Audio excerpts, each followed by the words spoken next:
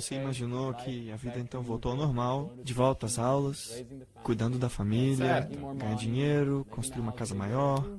Certo. Agora, eu ainda não ia para a igreja. Então você, tipo, disse, obrigado pela solução. Obrigado pela solução. Tchau.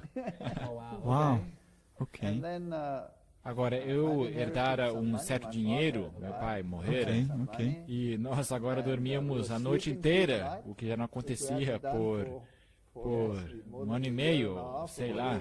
Bom, agora, pela primeira vez, depois de tudo isso, você conseguiu dormir normalmente. Era um bálsamo.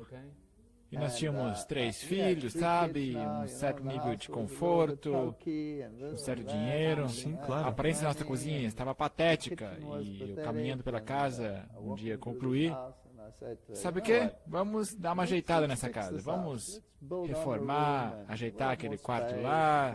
Vamos arrumar essa casa. Uau, E tendo sangue alemão, eu dei uma olhada naquela estrutura e concluí que a primeira coisa que tinha que sair era esta horrível cozinha.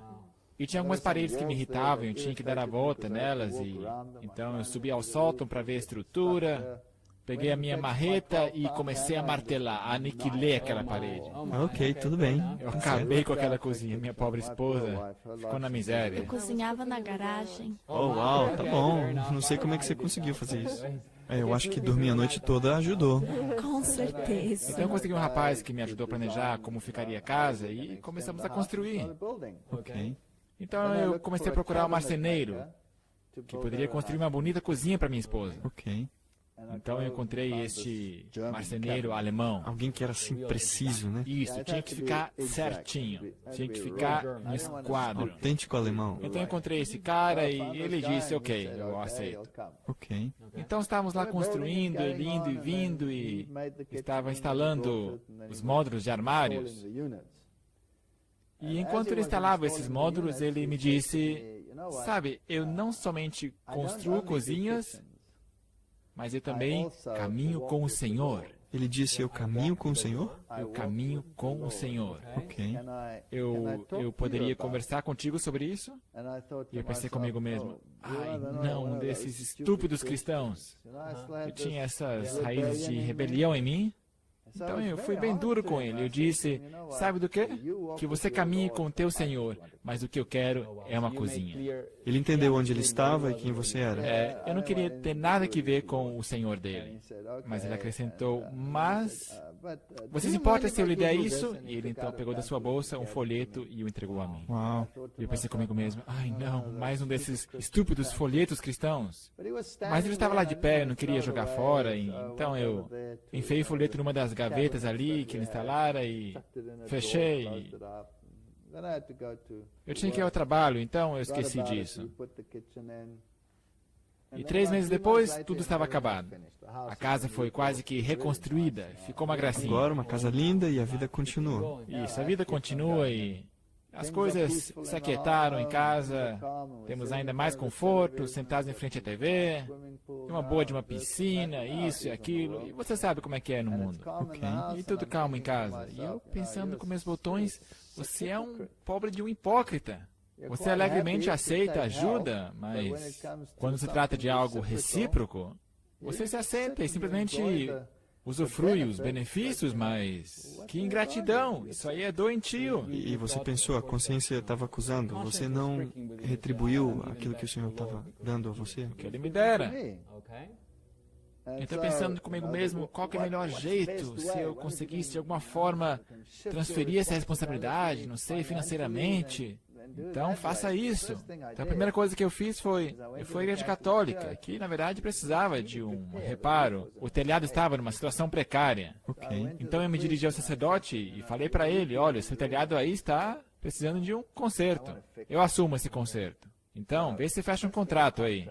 Conserte aí o seu telhado. E eu escrevi um cheque para ele. Uau. E isso foi uma coisa extraordinária para você, de qualquer forma? Porque você... Eu nunca dera nem um centavo para a igreja, não.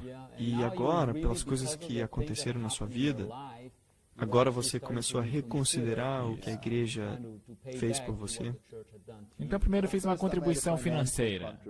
Mas isso não resolveu o problema para mim, não.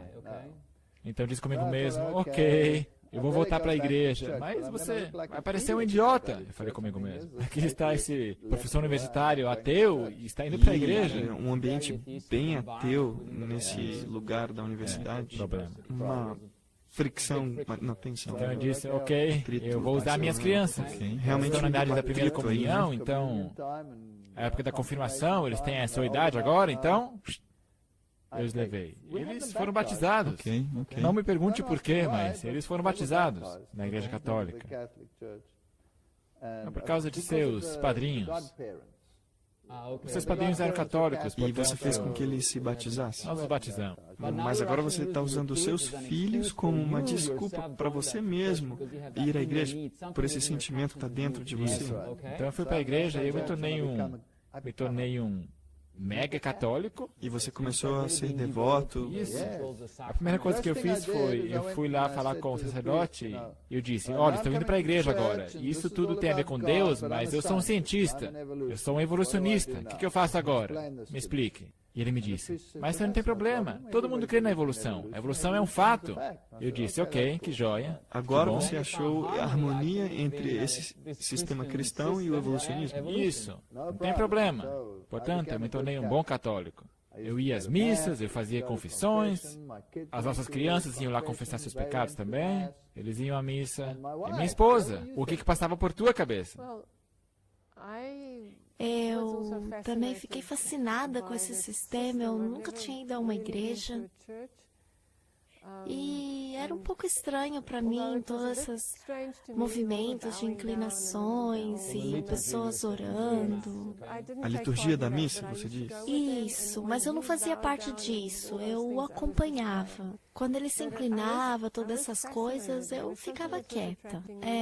E havia essa pequena caixa com essa luzinha vermelha. E era místico. Ok. E eu pensei, talvez tenha alguma coisa atrás desse E sistema. você ainda estava buscando, mas quanto a ele, todas essas coisas de infância para ele se aflorando. Sim, Então eu disse ao sacerdote Sim. católico, olha, minha esposa quer se tornar católica. Eu disse, ok, eu virei. Mas ele nunca veio, ele nunca foi atrás. Então, alguns meses depois dessa experiência, eu estava lecionando, dando aulas sobre evolução Então na universidade, na universidade, para os estudantes de medicina. como novato, primeiro ano. Isso, primeiro ano. Então eles estavam iniciando uma classe grande, né? Grande auditório. Agora, nós tínhamos turnos. Pegávamos 450 alunos de cada vez. Uau. Então, tínhamos 450 alunos lá, sentados. E eu lá explicando a fisiologia e anatomia do rim, Ok. e ao mesmo tempo sempre integrando a evolução do rim. Como o rim evoluiu, como veio desse animal e se mudou para aquele animal. Ok. Todo o pacote. E uma moça se levanta e diz, desculpe, eu não creio na evolução. Então ela se levanta no meio de 450 alunos e diz para você que ela não crê em Ela se evolucionismo. levantou e com boa e clara voz disse, eu não creio no que você está dizendo. Ela te disse assim? Ela falou desse jeito, em frente de 450 estudantes. Isso precisa Foi coragem. preciso coragem, com certeza. Mas claro, você é o palestrante, você não pode permitir uma humilhação tal em frente de 450 estudantes. Então eu a fulminei com ciência Olha, e fulminei sua ignorância, estupidez, que era melhor ficasse quieta e escutasse e aprendesse, porque isso é o que é, isso não é conjectura, isso é um fato. E eu fui tão duro com ela que ela se sentou e começou a chorar. então você provou o evolucionismo para ela e deixou ela. Isso, e o resto dos estudantes ficaram muito impressionados. Eu pensei, uau, é isso, e acabou. Mas foi assim que eu fui treinado. Foi essa a minha formação. Não havia qualquer sombra de dúvida de que estaria errado. Era um fato. Agora, nós tínhamos criacionistas em nossa universidade e nós os ridicularizávamos, nós tirávamos muito sarro deles. Eram idiotas, pelo menos para nós. Um ambiente muito hostil. Muito hostil. Absolutamente. E então você deixou essa garota simplesmente ser humilhada e todo mundo ficou impressionado. Muito impressionado. Então voltou para o seu Voltei ao escritório. meu escritório. Eu lá sentado trabalhando no meu escritório, e a minha consciência me começa a incomodar. Não por causa do que eu dissera, não por causa da ciência, mas por causa que eu a humilhei ao ponto dela chorar. Uau. Eu pensei comigo mesmo, isso não foi gentil de sua parte, isso é muito cruel. E afinal de contas, você vai para a igreja e você é um hipócrita. Por que ela não pode crer em Deus, se ela quer crer em Deus? Apesar de ela ser estúpida no que se refere a isso, mas você não tem que humilhá-la ao ponto dela chegar às lágrimas. Então, o que um bom católico faz quando ele sente que fez alguma coisa errada? Quer livrar essa culpa dos seus ombros. A única forma que ele faz isso, que ele foi treinado, ele vai lá ao padre confessar. Uau. Então, quando chegou o almoço, a hora do almoço, então eu decidi, ok, eu vou passar na igreja católica, eu vou tirar esse peso dos meus ombros. Aí eu vou para casa. Então lá vou eu para a igreja católica e o padre não estava lá. Ah, ok. Então a igreja estava trancada. Isso. Nunca estava trancado, mas ele não estava lá. Ok, ok. E eu perguntei a uma das freiras ali, cadê ele? Não, ele foi fazer compras, mas ele vai estar aqui daqui a pouco. Então eu fiquei lá sentado na igreja e fiquei esperando por ele. Eu conhecia e eu lá sentado na igreja, pensando sobre todas essas coisas. Pensando sobre a minha vida, pensando sobre os rituais, pensando sobre a religião e a questão da evolução, esse ponto, aquele lá, e tudo isso aí vinha à minha mente. E vejo aquela pequena luz vermelha, e aquela lá é a hóstia consagrada. Ok. Ah, tá, então Deus está ali, né? Eu vou conversar com Deus nesse inteirinho. Então eu comecei a falar com Deus, como os católicos fazem. E você vê eles fazendo isso, eles se ajoelham em frente às estátuas e oram. E eu lá conversando com isso, e eu tive um clarão de inteligência. Mas isto é o cadáver. Porque é o Corpus Christi, não é o Deus vivo. Por que eu estou falando com uma hóstia consagrada se se trata de um cadáver? Mas é um mistério, Deus ainda está aí, é um mistério porque isso é um cadáver. Você sabe como é que os católicos pensam. E eu continuava pensando, por que eu não tenho esse sentimento de que estou sendo satisfeito na religião? E por que eu não posso manter uma conversação contigo? Oh, uau. Então você estava falando com uma caixa e ao mesmo tempo você estava pensando. Isso. Está morto, está morto. E tem Deus ali, além do Corpus Christi. Eu sei que Ele está ali, e logo ali, na caixa, Ele está morto. Ok. E a forma de eu me comunicar com Ele é através do ritual. Sim, claro. Então vem a igreja, o sino toca, eu me ajoelho, o padre diz, paz seja convosco, e eu respondo, paz seja contigo também. Era todo um ritual. Você diz, 10 Ave Marias, um Pai Nosso, 10 Ave Marias, um Pai Nosso. Você faz todo o rosário, mas não há nenhuma comunicação ali. Ok. Eu estou pensando ali com meus botões, Deus, se eu fosse você, isso não me satisfaria, isso é patético. Estamos passando por um ritual aqui e não há qualquer comunicação. Alô, você está aí? Alô, o que está acontecendo aqui? Então estou pensando nisso. Então tinha esse desejo de se comunicar com Deus pessoalmente. Isso, eu queria uma comunicação pessoal, mas eu não tinha isso, eu tinha só um ritual. Então você está olhando para a caixa e tem uma luz vermelha ali. E você está pensando, então, ali é onde Deus deveria estar. E você tinha esse desejo interno de falar com Ele. Isso. Então eu decido para mim mesmo, eu não posso viver com isso. E ao mesmo tempo eu começo a ficar irritado porque o padre católico não aparece. Ok. E meu tempo está passando porque eu tenho que voltar para a universidade. Ok. E eu pensando comigo mesmo, eu só estou vivendo num ritual aqui. E talvez isso não seja o que eu queira. Então eu quase cheguei ao ponto de dizer que isso foi um erro, mas não foi um erro. Foi a maior coisa que eu já fiz. Eu disse, ok, Deus, se você existe, Uau. então se revele a mim. Uau. E eu vou romper com a religião porque eu sinto que não há nenhum contato aqui. E eu vou dar uma pausa, Eu vou voltar ao meu antigo estilo de vida, mas se você existe, revele-se a mim. Ok, então você falou para você mesmo, eu não posso lidar com esse ritualismo, eu quero um contato pessoal com Deus. Isso. E se você não existe, então não vale a pena. Então não vale nada para você. Uau! E você não estava conseguindo encontrar Deus nesses rituais, você precisava de um contato pessoal com Deus. Isso. O que aconteceu então depois? Então eu fui para casa, porque esse padre não vinha. Ok. Então eu fui para casa e nós jantamos, ou sei lá. Eu precisava de alguns documentos para a universidade e eu não tinha muito tempo. Então eu fui lá para a cozinha e abri essa gaveta. E um ano antes eu tinha colocado aquele folheto lá. Isso agora é um ano mais tarde. Então, aquele marceneiro que reformou toda a sua cozinha e te deu aquele panfleto. Então eu perguntei à minha esposa, aonde está isso, aquilo lá? E ela disse, está naquela gaveta. Ela sabia onde você colocava as coisas, né? Isso. Eu abri aquela gaveta para encontrar o que eu estava procurando. Eu não sei mais o que eu estava procurando, mas enquanto eu estava procurando, eu encontro esse folheto. Ok. E me lembrei de que esse homem me dera aquele folheto. E tudo isso aconteceu assim, Mesmo em dia. uma hora, logo depois que você orou? Menos de uma hora. Oh, uau. Isso.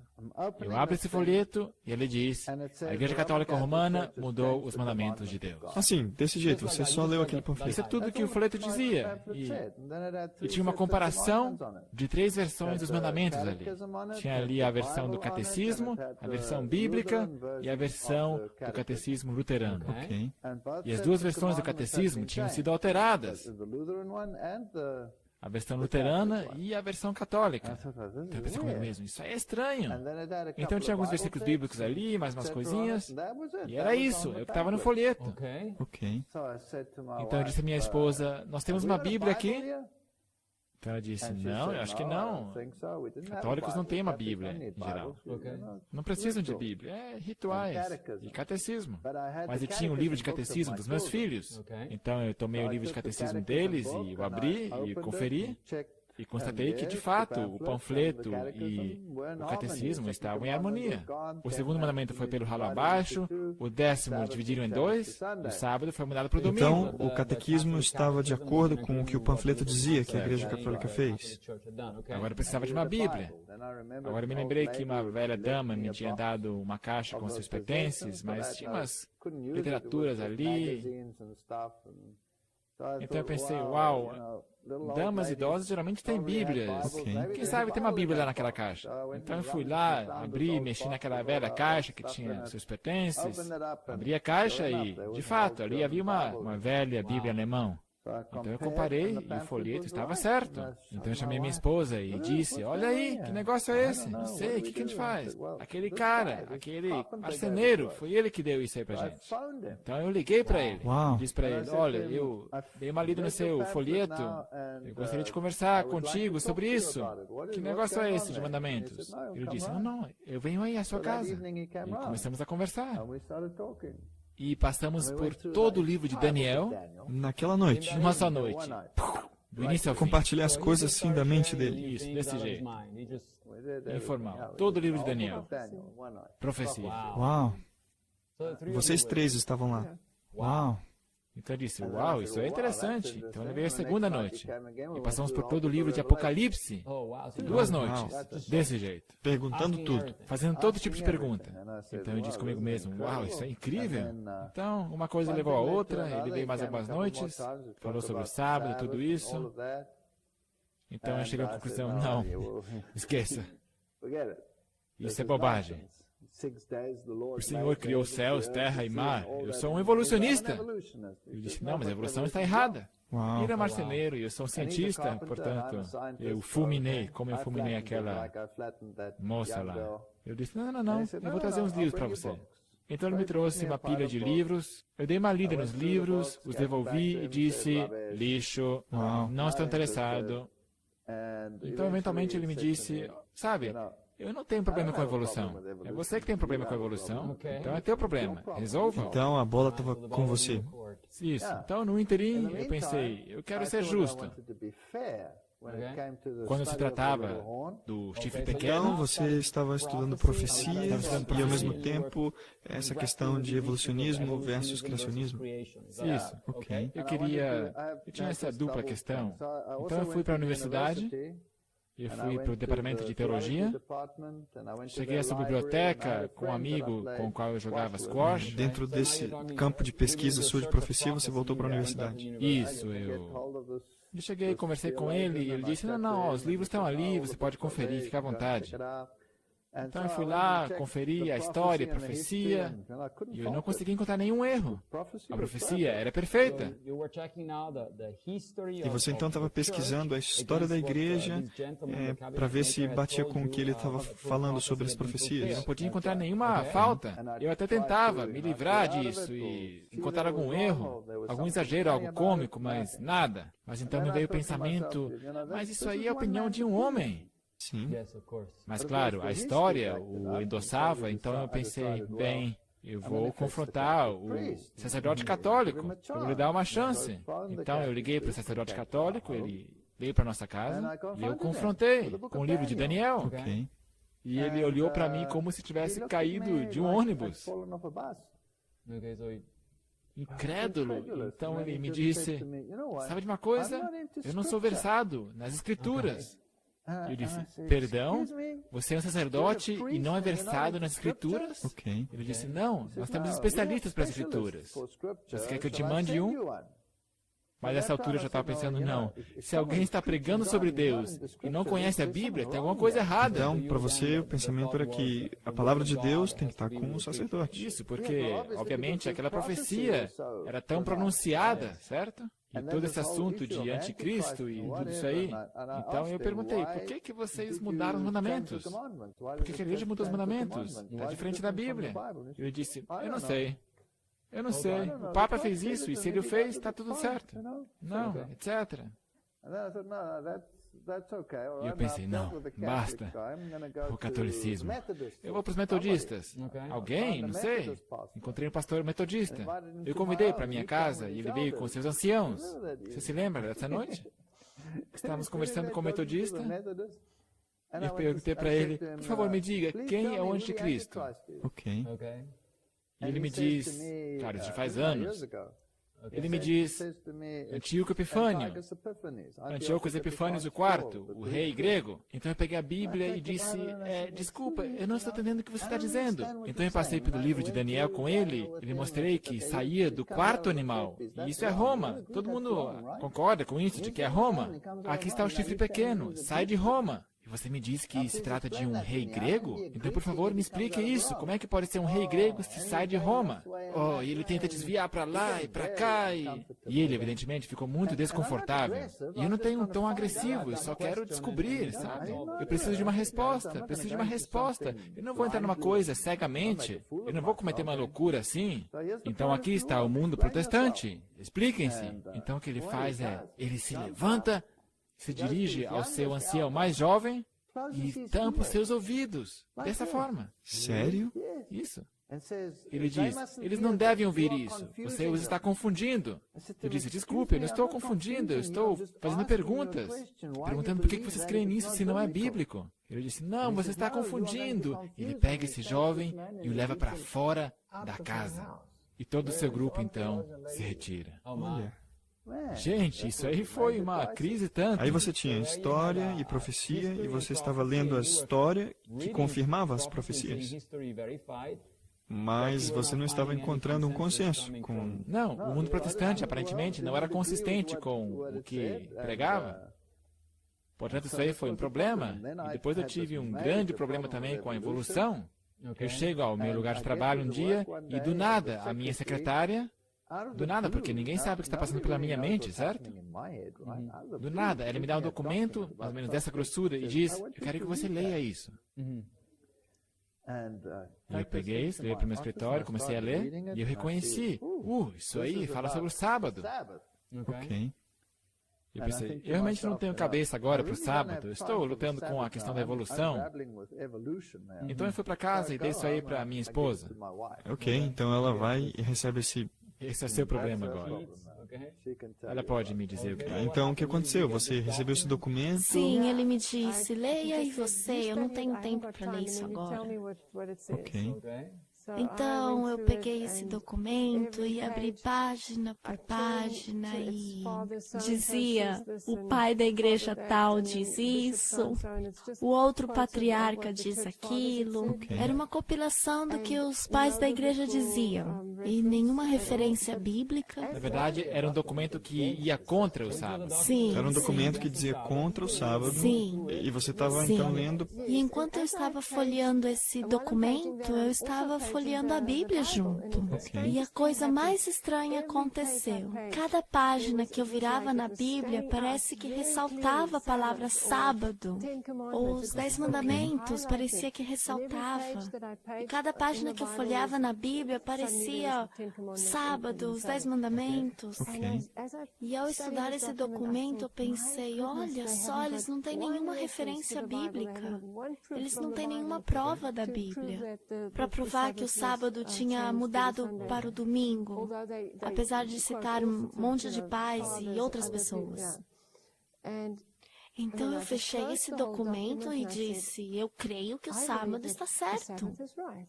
E o Senhor me mostrou. E cada página que eu virava, literalmente, não é exagero. Cada página que eu abria havia algo sobre o sábado. Uau! E eu realmente fiquei sabendo. Uau! Parecia que escamas tinham caído dos meus olhos. E quando ele chegou em casa à noitinha, eu disse para ele, isso do sábado é verdade. Eu estava convencida. Sério? Você falou para ele desse jeito? Então o Senhor te convenceu enquanto Sim. você comparava esse documento. As várias citações históricas e a Bíblia. E o Espírito Santo usou isso para criar uma impressão bem profunda em você. Eu não precisava de nenhuma prova mais. Uau! Eu não tinha essa mente inquiridora que ele tinha. O Senhor me mostrara. E eu aceitei imediatamente. Uau! E para você deve ter sido uma luta tremenda. Você estava estudando essas profecias e o evolucionismo e agora ela começa a acreditar no sábado. Acreditava no Sim. Deus Criador que fez a terra em 6 dias literais e descansou no 7º dia e abençoou. Isso realmente agora exerceu uma pressão sobre mim. E eu voltei para a universidade e disse comigo mesmo, ok, vamos tentar outra vez. Senhor, se você existe, e se há uma coisa errada com a evolução, então é melhor que você me mostre isso. Ok. Eu fui para a biblioteca, peguei muitos livros, e um dos meus assistentes disse, oh, tem uma nova edição desse livro aqui. E ainda está embrulhada nas caixas, lá no fundo. Então eu fui lá para o fundo, abri as caixas, achei essa nova edição, e levei esses 2 livros para o meu escritório. E por algum estranho motivo, eu li a antiga versão junto com a nova. Uau, então você estava folheando página com página, comparando. Comparando, aonde é que o velho diferia do novo? Eu queria saber, essa aqui é a informação antiga, essa aqui é a informação nova. Portanto, obviamente, tem mais no novo do que no antigo. E para minha surpresa, o livro antigo dizia, não há fósseis intermediários, não há evidências de fósseis intermediários. Eu ia para o mesmo capítulo. Na nova edição, não há sequer menção disso, simplesmente pulou essa parte. Claro, é cientificamente profundo, você não saberia que há uma coisa errada. A versão antiga é mais honesta que a E nova. revelando alguns pontos fracos do evolucionismo. Esse era um livro de paleontologia. E eu raciocinei, ok, obviamente tem uma coisa sendo tapeada aqui, mas exatamente o que isso é? Eu não sei, mas eu não tenho tempo para isso. Eu estou mesmo ocupado com genética. Nessa época eu estava lecionando genética também. Então, passando por esse assunto, eu pensei, o que eu vou fazer é o seguinte, só para mim mesmo, pensando de forma genética. Quais são os problemas com o pressuposto do surgimento do acaso? A todos esses sistemas genéticos, intricados sistemas. Eu fiz uma lista de umas 5 ou 6 perguntas que realmente eram difíceis de serem respondidas. E tinha um simpósio com os estudantes de pós-graduação, onde também todo o corpo docente estava lá. Eu fui a esta palestra e eu era o apresentador. E eu propus comigo mesmo, eu vou fazer as perguntas agora. Então foi um passo ousado. Foi deveras ousado. Agora, me entenda bem, eu era um evolucionista. Eu só formulei para mim mesmo algumas perguntas que realmente eram difíceis de serem Desafiando os pressupostos fundamentais da fundamento da evolução. teoria evolucionista. E afinal de contas, a evolução se baseia na seleção natural, mas essa seleção tem que acontecer entre opções que já existem. Como é que, antes de mais nada, essas opções surgiram? Tem que ser sorte. Agora, se a seleção natural escolhe o mais capaz em detrimento do menos capaz, então você terá menos e menos. Mas o que se tem é mais e mais. Então a questão genética, como é que os sistemas de controle genéticos vieram à existência? Se entende bem os genes estruturais, mas os genes controladores, especialmente no âmbito multicelular. Qual que é o catalisador para o desenvolvimento? Perguntas realmente complicadas da evolução. E eu comecei a escrevê-las sobre a lousa. E eu já tinha chegado mais ou menos à metade das minhas perguntas, quando uma outra moça se levantou. Uma estudante honesta, do nível de pós-graduação. Então ele se levanta no meio da palestra. É, se levanta, no meio da palestra. Ela se levanta e diz, quando eu cheguei a essa universidade, eu cria em Deus, eu confiava em Deus e eu era feliz. E vocês me roubaram da minha fé, vocês, palestrantes, Então ela estava se referindo ao corpo docente ali da faculdade. e eu me tornei uma evolucionista. E esta paz, esta alegria que eu tinha, já era. Vocês tiraram ela de mim. Uau. E agora o Dr. Veit faz essas perguntas, e agora reconheço que eu poderia ter continuado crendo em meu Deus, e não em vocês. E eu não creio mais na evolução depois dessas perguntas. Uau. E o corpo docente explodiu. E um palestrante lá levantou e gritou comigo. E ele ficou tão bravo, ele literalmente começou a espumar. Uau. E eu olhei para toda essa cena e eu vi esta ira cega. E de repente me bateu um pensamento. Eu pensei, isso aí não é uma questão meramente de ciência. Claro. Essa aí é uma emoção que vem de uma fonte totalmente diferente. Esse assunto aí é religioso. E foi nesse ponto que a minha busca, na verdade, começou. E eu comecei a pensar comigo mesmo, certo, tem alguma coisa errada com a evolução. Agora, o que exatamente? Isso aí vai precisar de um certo trabalho, mas agora estou no caminho, questionando, uau, tem alguma coisa errada aqui. A atitude dos membros docentes foi tão negativa que, de fato, fez você pensar, ups, a base, afinal de contas, é um problema filosófico, religioso. Eu não falei nada de grande, tudo que eu fiz foi questionar algumas coisas básicas. E de repente eu era o dragão na faculdade.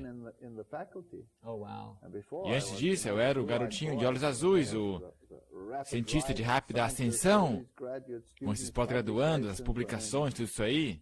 E de repente você é nada, você é desprezado. Por quê? Porque você fez algumas perguntas. Oh, uau, então isso te colocou numa posição difícil? Mas eu ainda não estava preparado para aceitar o sábado. Ok. Eu tinha que primeiro crer que não havia evolução. Eu não iria guardar o sétimo dia, os 6 dias da criação, se de fato não houve criação. Isso não faria sentido. Mas ela estava convencida, e eventualmente eu me tornei mais e mais convencido também. Mas eu ainda não estava preparado para dar esse passo. Então eu tive um sonho, às 2 da manhã. Uau. E o mesmo fenômeno voltou à nossa casa. Então seu filho começou novamente a receber essa manifestação às 2 horas da madrugada. Então eu pensei comigo mesmo, tudo bem. E outro evento desconcertante era que enquanto eu passava por essas turbulências, depois de já ter tido alguns estudos bíblicos, não somente sobre a profecia, mas também sobre o estado dos mortos, e todos esses assuntos, o telefone tocou e eu atendi o telefone. E era o exorcista católico, o sacerdote. Então, o senhor que tinha ido à tua casa e feito todo o ritual. Isso. E eu me lembro que isso foi mais de um ano depois. E de repente ele está aí o telefone. Eu não falaram com ele por mais de um ano.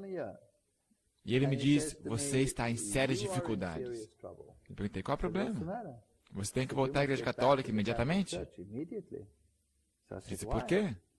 Porque teu pai está sofrendo tormentos terríveis no purgatório, por causa de você. Uau. Então eu pensei comigo mesmo, ok. Porque nesse ponto eu já tinha reconhecido que não havia purgatório. segundo a Bíblia. Claro. Mas o mais interessante para mim foi como ele alegava saber disso. Eu perguntei para ele, como é que você sabe disso? Ele disse, bem, as freiras me disseram. E como é que as freiras sabem? Ele respondeu, os espíritos o disseram a elas. Uau! Foi isso que ele disse. E com isso eu percebi que eles estavam, na verdade, tendo sessões. E eram os espíritos que os informavam. E foi assim também que ele, com antecedência, sabia o que estava acontecendo na minha casa. E que, portanto, havia um complô. E percebi que era um complô demoníaco para me levar preso do ateísmo aos rituais católicos outra vez. Olha, Quando, de fato, essa não era a verdade. E eu estudara sobre o anticristo e todos esses assuntos. E depois, o meu filho também passando por experiências similares, me compeliram a concluir que deveria tomar uma decisão. e isso te levou a uma decisão? Agora, se eu entendo, nesse período você estava lendo, devorando a palavra de Deus. Você estava estudando intensamente. Nós lemos a Bíblia inteira, ela e eu. Ela, na verdade, estava mais adiantada do que eu. Ok. Porque enquanto eu estava na universidade, ela estava estudando a Bíblia. E eu tinha outras coisas que fazer também. E ela aceitou o sábado antes do que eu. As pessoas sempre acham que foi ao contrário, mas não. Ela estava na minha frente. Então, o Espírito Santo estava te convencendo das verdades que você estava encontrando na Bíblia. E você não estava conseguindo encontrar a resposta quando você convidava um pastor de outras denominações para falar de profecia. O Espírito Santo estava te guiando e respondendo às suas orações. E te dando ali a palavra de Deus, mesmo que você não estava totalmente consciente, Ele estava te guiando. Então, pela primeira vez, nós decidimos que iríamos à igreja. Ok. E nós visitamos a igreja adventista pela primeira vez. Ok? Então você tomou uma decisão e o seu filho ainda estava tendo problemas. E a igreja, sem nós sabermos, estava orando por nós. Então, ali tinha uma pequena igreja e os membros dessa igreja adventista estavam orando pela família. Estavam orando por meu filho. E nós acordávamos às 2 da manhã, cada noite. E todo esse trauma, esse desastre estava acontecendo de novo. E todas as suas emoções, levantando 2 horas da manhã, indo no quarto do bebê, levando ele para o Eu hospital. não tinha que ir para o hospital, na verdade. Ele não ficava tão grave assim. Ok. Nós conseguimos estabilizar sua temperatura em casa mesmo. Então não era tão grave como antes. Então se acalmou e nós estávamos ainda lutando com esses assuntos. Então aconteceu outra vez e mais tarde nós descobrimos que um dos membros pensou que o problema tinha passado e ficou com preguiça e não levantou às 2 da manhã para orar. Eles levantavam 2 horas da manhã, Oravam e todos os dias eles revezavam É. para orar por você Mas nós não tomávamos uma decisão. por causa desses problemas. Então, na verdade, agora estávamos sendo forçados a tomar uma decisão. Ok. Então começamos a ir à igreja. E agora é a sua vez de contar sobre isso. Ok, então você visitou a igreja pela primeira vez.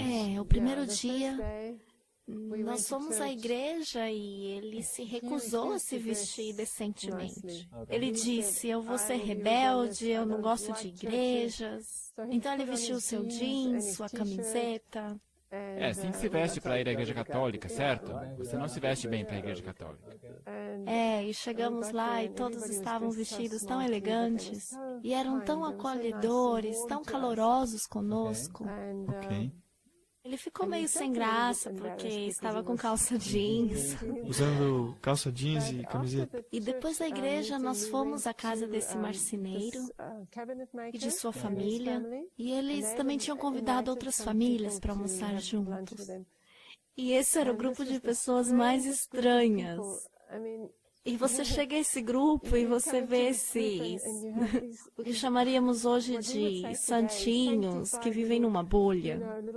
E nessa época nós vivíamos no mundo, então para nós isso foi um choque tão grande de cultura. Então um contraste Um macio contraste gritante. entre o seu estilo de vida e o povo lá.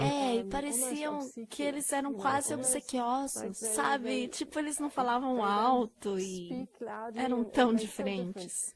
E nós tivemos um estudo bíblico juntos, essas conversas, e nós ainda estávamos lutando. E penso que Satanás estava dando de tudo para que nós nos afastássemos desse grupo. Ok.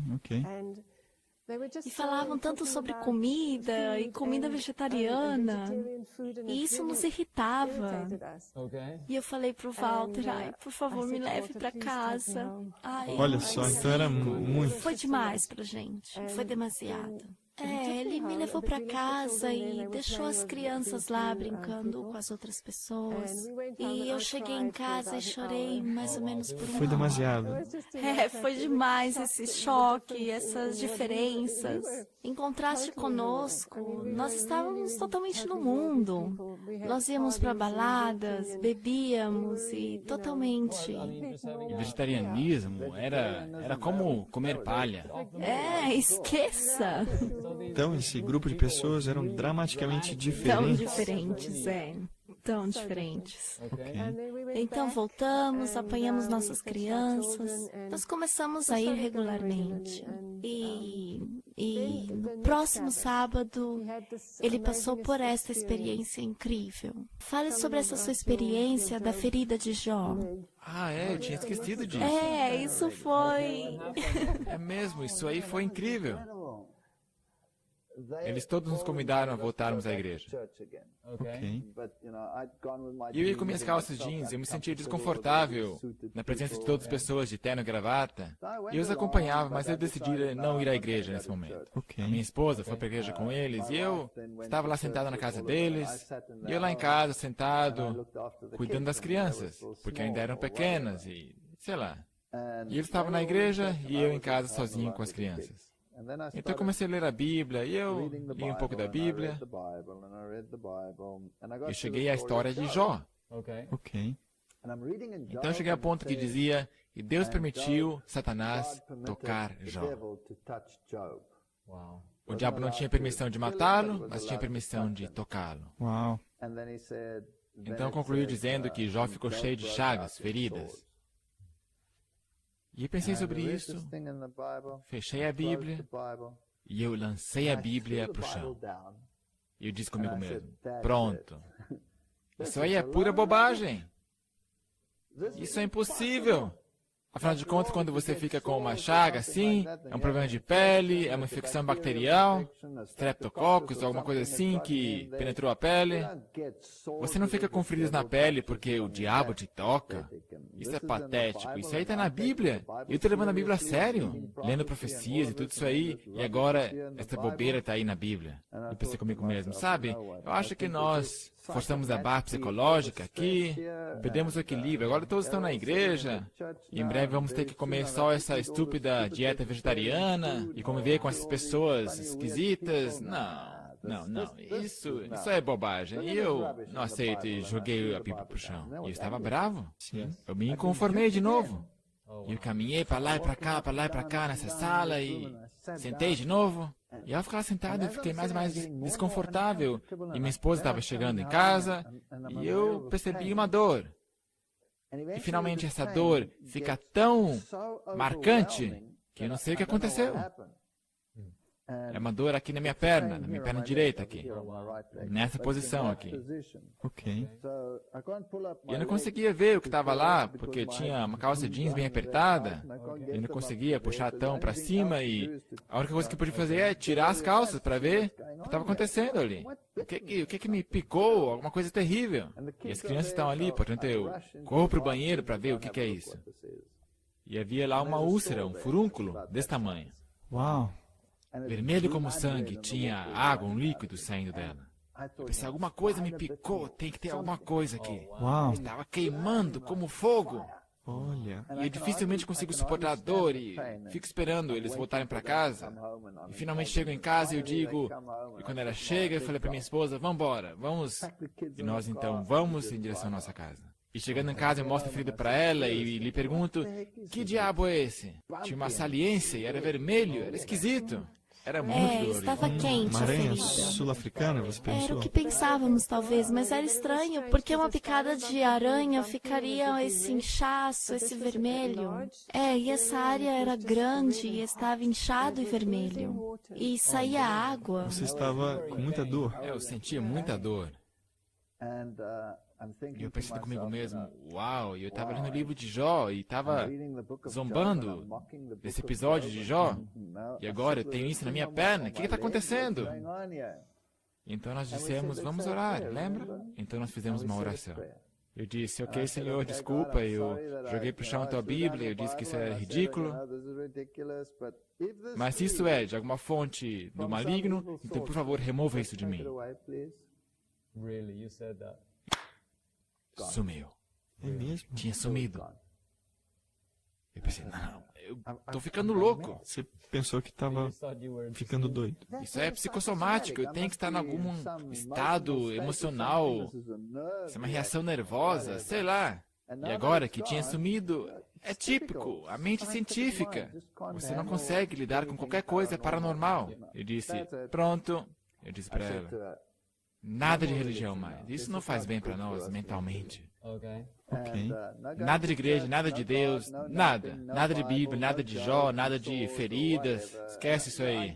E agora, relembrando, realmente é ridículo. O diabo te toca outra vez e ali está a ferida outra vez. A úlcera ali. Eu estava entrando na minha fase de zombaria. E...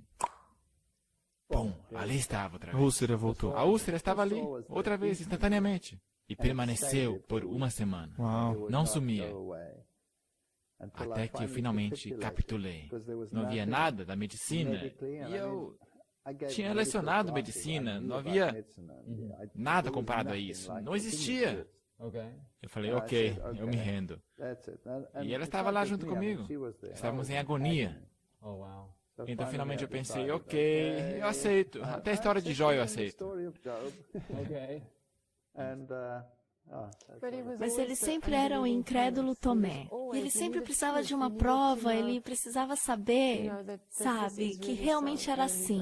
Eu penso que Deus não faria isso para todos, mas para ele eu penso que Deus fez isso para que ele pudesse entender que isso vinha de Deus e que a Bíblia realmente era verdade. Olha só, então era para preparar a sua mente para ir ainda mais profundo na palavra de Deus. Foi. Então eu me aprofundei um pouco mais nas doutrinas, eu as entendia, e começou a fazer mais sentido. E eu finalmente me tornei um Adventista sétimo dia. Uau! Nós dois nos batizamos. E você estava então num lugar bem evolucionista, uma universidade. E você estava passando por tudo isso e nessa busca da Bíblia e agora se tornando Adventista do sétimo dia, que significa que você aceitou a criação, aceitou o sábado. O que aconteceu fora disso? Isso deve ter sido um impacto tremendo. Foi. Nossos pobres filhos, claro, guarda do sábado. Esporte, tudo isso aí. Meu filho era jovem ainda, mas mesmo assim já era o capitão do time de cricket. Então, de repente, não tinha mais jogo aos sábados. Muito traumático. Uau! Então, na universidade, eu me dirigi ao professor e disse, eu não estou mais em condições de lecionar evolucionismo. Então era o coordenador do departamento? É. Então ele me perguntou, o que você sugere que a gente faça? Eu não sei o que a gente vai fazer sobre isso, mas eu não quero complicar a tua vida, portanto eu renuncio. Uau! Eu disse, bem, a gente vai falar sobre isso ainda. Então o reitor me ligou. E eu fui para o escritório do reitor, e era o vice-reitor, e era o pró-reitor, porque o verdadeiro reitor estava viajando além mar. Então eu conversei com ele, e nós tivemos uma boa conversa. E ele me perguntou, quem tem a verdade? Então, tremenda pergunta, direta. Do nada. E eu não queria dizer os Adventistas do sétimo dia, alguma coisa assim. Eu disse, bem, eu creio que o que a Bíblia diz é verdade. É isso. Mas ele disse, não. Não foi isso que eu te perguntei. A pergunta foi, quem você diz que tem a verdade? E eu tentei fugir para lá e para cá e para lá. E ele falava, não foi isso que eu te perguntei. Quem tem a verdade? Então, na minha mente, eu escutei o galo cantando e... Então, eu disse, ok, eu creio que os Adventistas do sétimo dia têm a verdade. Ele disse, ok, muito obrigado. Eu desejo tudo de bom para o teu futuro e já que você está renunciando, isso, aquilo e... Uau! Pronto. A minha carreira universitária estava encerrada. Então você pensou que agora minha carreira no meio científico, na publicação de artigos e estar nesse meio acadêmico, tudo isso você pensou que tinha acabado.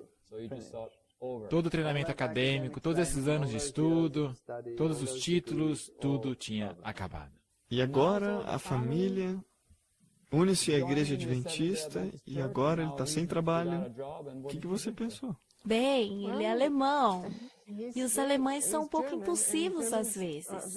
Ok. E a primeira coisa que ele falou foi: bem, vamos vender a casa e vamos comprar uma fazenda. Uma fazenda, pecuária, afinal de contas, eu sou um zoólogo. Eu sei bem como mexer com gado bovino, inseminação artificial. Por isso, vamos fazer uma fazenda pecuária, vamos fazer dinheiro com isso e a gente vai sobreviver. Então, quase 2 dias depois que ele... Não, no dia depois que ele renunciou, nós colocamos a casa à venda e em menos de uma semana estava vendida. Uau! E nessa fase nós não tínhamos realmente uma relação com Deus. Nós não conhecíamos Você a estava Deus. nessa fase ainda de busca? Não, a gente conhecia a verdade. Nós conhecíamos a verdade, mas nós não sabíamos, por exemplo, como orar. Ok. Nós não tínhamos realmente uma conexão com Deus nessa época.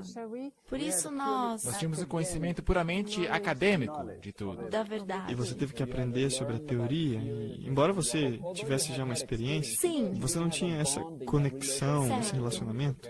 Que você podia falar com ele como um amigo. Nós não tínhamos isso. E esse marceneiro disse: se vocês vão para uma fazenda, eu vou junto.